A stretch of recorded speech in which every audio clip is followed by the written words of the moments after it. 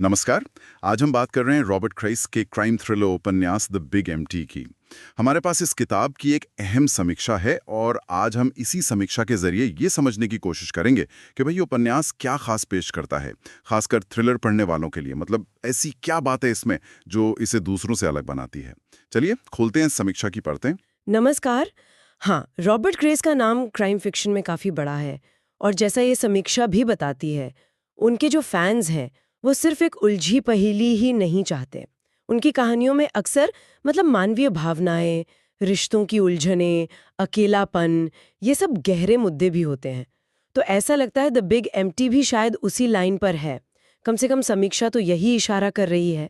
ये सिर्फ एक जुर्म की कहानी नहीं, बल्कि शायद इंसानी जिंदगी के कुछ अनसुलझे पहलुओं की पड़ताल भी है। अच्छा, तो कहानी शुरू कैसे होती है? समीक्षा के हिसाब से क्या है इसका स्टार्टिंग पॉइंट? कि समीक्षा बताती है कि सब कुछ एक औरत की मौत से शुरू होता है और पहली नजर में पुलिस इसे बस एक, आप कह सकते हैं, एक हादसा मान लेती है। मामला रफा दफा करने जैसा। यहीं से फिर टेंशन शुरू होती है। हाँ, क्योंकि जाहिर है जो मृतका का प्रेमी है और उसके कुछ करीबी लोग हैं, वो पुलिस की बात से सहमत नहीं होते, उन्हें शक होता है। उन्हें लगता है कि भाई सच्चाई कुछ और है, शायद ज्यादा भयानक।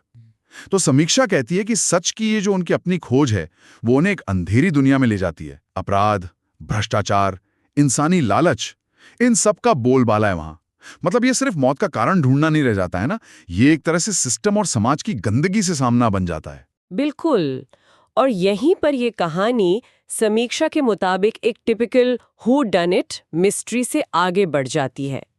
यहाँ दिलचस्प बात यह है, जैसा समीक्षा इशारा करती है, कि कहानी कई लेयर्स में खुलती है। ये सिर्फ कातिल को पकड़ना नहीं है। समीक्षा इस बात पर जोर देती है कि कैसे एक पर्सनल ट्रेजेडी, एक निजी दुख समाज के बड़े मुद्दों से जुड़ जाता है, जैसे सिस्टम का करप्शन हो गया या फिर आजकल के जीवन में रिश्तों का खोखलापन। ये देखना अहम है कि लेखक ने समीक्षक की नज़र में इन दोनों चीज़ों को कैसे मिलाया है। पर्सनल से शुरू होकर सोशल तक जाती है कहानी। ये इंटरेस्टिंग है।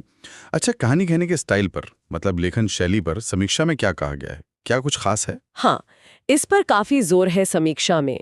सबसे पहली चीज जो नोट की गई है वो है इसकी रफ्तार।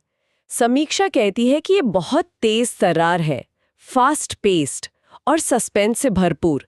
ऐसा लगता है पढ़ने वाले को शायद सांस लेने की फुर्सत भी न मिले। और समीक्षा ये भी बताती है कि पाठक को बांधे रखने के लिए लेखक कुछ खास तकनीकें यूज करते हैं।